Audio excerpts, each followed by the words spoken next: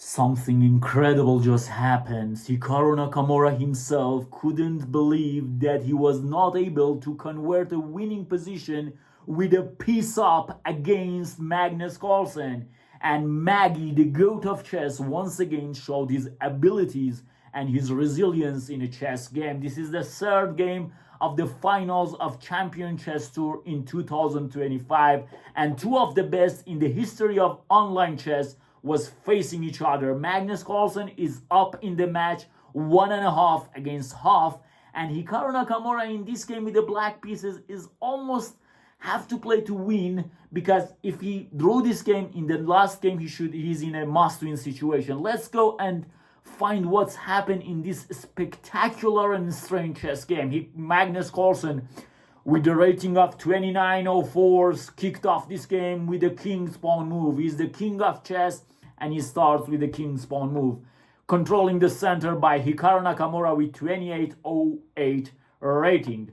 Knight to f3, bringing the knights into the game, and here we have the Spanish opening, the king of all of the chess openings, Roy Lopez. And Hikaru Nakamura in this game decided to play the Katsuo variation. A variation which is very risky, and you only play it when you need a win. Consider the match situation. Hikaru for sure does not want to play the Berlin Wall or Berlin defense. He wants to play for win. If he loses, he doesn't care. Or at least he says like this. Knight to g7 and knight to c3. And here we have knight to g6, and Magnus Carlsen decides to control the center. d4 takes, knight takes back, and queen comes to the center, and Magnus Carlsen's queen control very, very important square. This is a very, very strong queen. c6, go back. Bishop e2, I will go. Queen b6, he wants to challenge this queen, and he wants to say, okay, if you want, we can trade queens. And here Magnus Carlsen teaches us a very, very important lesson. When you want only a draw, don't just play for a draw, and don't just trade everything. You are not allowed to trade everything because you are just wants a draw. This is not the best case. You should play good chess moves. Many players have this false belief that if they just trade every pieces, then they'll have a very, very simple draw. But this is not the case in chess, and be aware of it. Queen back to d3. This queen is a very, very good square, and especially if you take on b6, a takes b6, this rook will be activated into the game. Bishop to e7, and now we have a4. What are you going to do? I'm going to play a5. Okay, I will stop it. Okay, let's go short castle, and bishop e3. Go back, bishop c5. He wants to trade. Here we trade because this bishop is my opponent's good bishop, because this bishop is the bad one, and this bishop is out of the pawn structure. And if we trade it, then the dark squares will be weak. And we play rook e1. He wants to play queen d6. Knight f4 was better, but Hikaru plays knight d5. Already in this position, he has a bad position because the bishop on c8 is a bad piece. The pawn on d7 is a backward pawn. And Carlsen says, you know what? I'm going to exchange queens against you, because if you're going to trade, which Hikaru done in this game, in this position I exchanged your good piece. Your queen on c5 was a good piece, but now I have a very, very good control over the d file. How are you going to play? Your pieces are very, very dumbly placed. f6, okay, f4, go back, knight f7, go back, bishop c4, pinning, king h8. No, I'm not going to trade my good bishop with this knight because I'm just coming back. I have very, very good control over the position. b6 and now e5. Magnus just pushes everything, and look how he controls the game. And in this position, I think Magnus says to himself, okay, I don't just need a draw. I can win this game and finish this match with 2.5 to half. This will be over. So I don't just need a draw. Let's go and finish him up. Knight to h6. Hikaru says, I'm going to play good moves. I'm going to be back. Hikaru is one of the best defensive chess players, at least in online chess. His performance in online chess and over-the-board chess is very, very different, especially in rapid chess. His over-the-board performance is very, very, very bad, as we saw in 2024 World Rapid Championship. But in online chess, he is just a monster. And he can even win bad positions against very, very strong players. But here, knight h6, he wants to come back to the game. Knight to e4 puts more pressure on f6, and more importantly, he wants to play knight d6. Many of you might ask, why not he just take? Because if you just take here, your last active piece will be traded, and now knight coming to d6. This knight is just a dumb piece. Knight here, rook d3, g4 is coming, knight d6, rook f3, everything is coming, and black is in danger.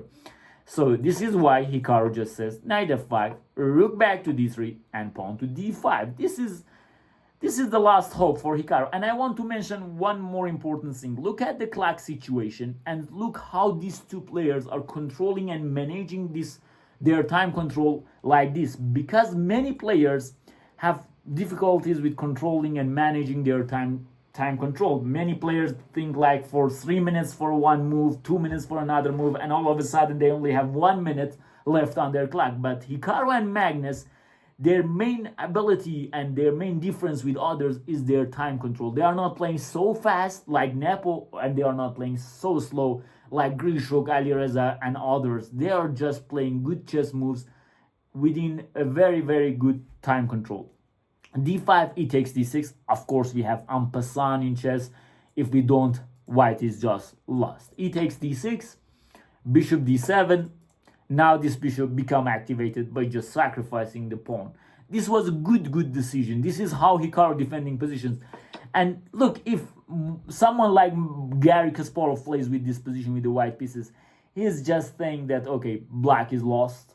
And many players in the past century, like in 1960s, 1950s, will just lose this position on the spot. Like in 5 moves, they will lose this game.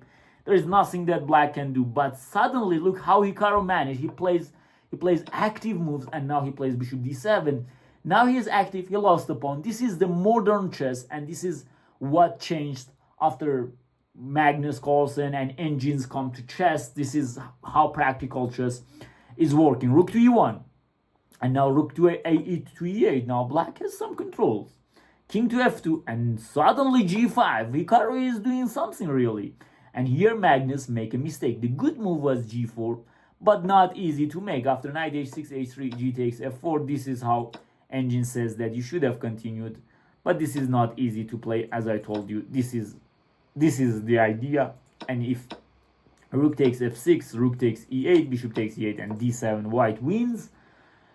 There might be other moves that Hikaru was considering, might be knight g7, but whatever, white is completely winning. But Magnus plays rook b3. He says, okay, who cares about this pawn? Take it, I will take this one, and I will just take all of your pawns on the queen side. But suddenly, g takes f4, rook takes b6, and knight comes to e3.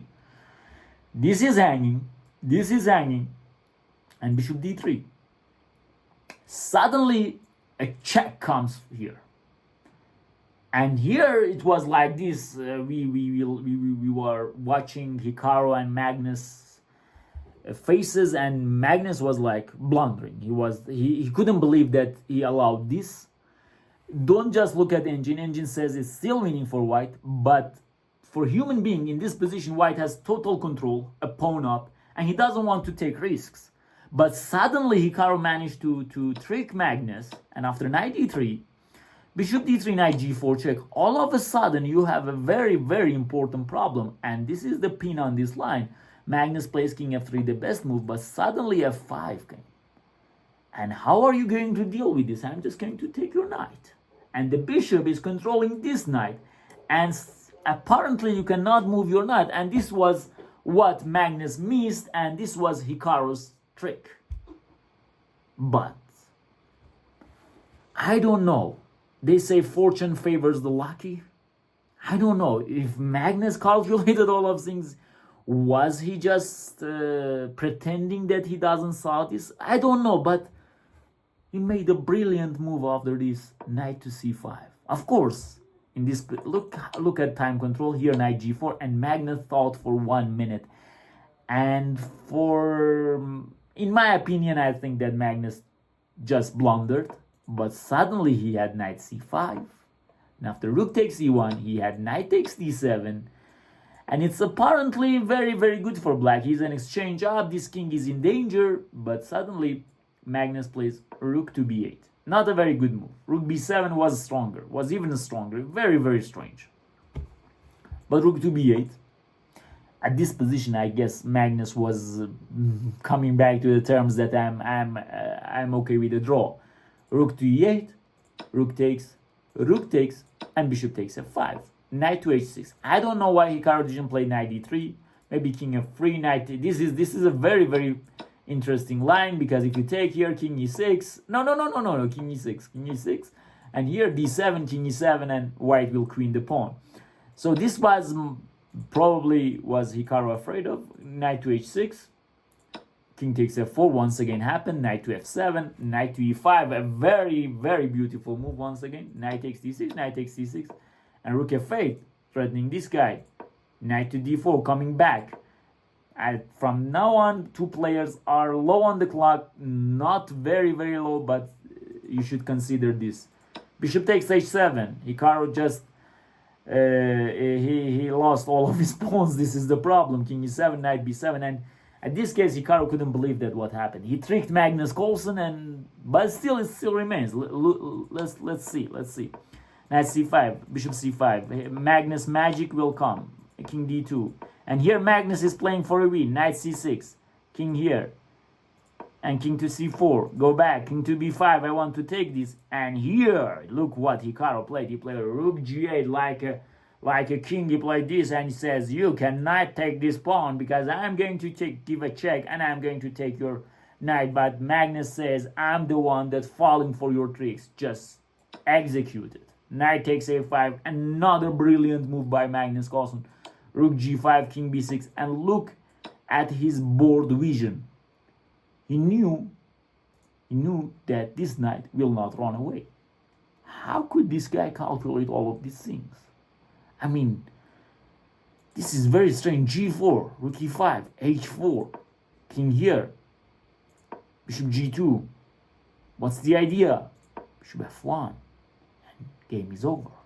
Bishop coming to b5. Even if you take it, I will take it back, and your knight is not going away. And look at these 5 pawns. I don't know if Magnus blunders this bishop. I don't know what is the real situation. I mean, if we play bishop e4, this is still a draw. Still a draw. I mean, this is okay. Might be some chances for black, but knight takes b3, rook e4, and he just resigned. Hikaru couldn't. He was just shaking his head, and he couldn't believe. He couldn't believe just what happened. He's doing these tricks to his opponents, and he cannot believe that someone is this good at chess, that blundering a sequence of moves, and Hikaru coming back to the game. He was like, okay, I'm going to win against Magnus, I'm going to do everything. But suddenly, what is this, bro? What is this? I mean, I didn't saw chess position like this. Magnus is just a magician. Not like Mikhail Tal, of course, but in his own manner and his own way. I hope you enjoyed this game.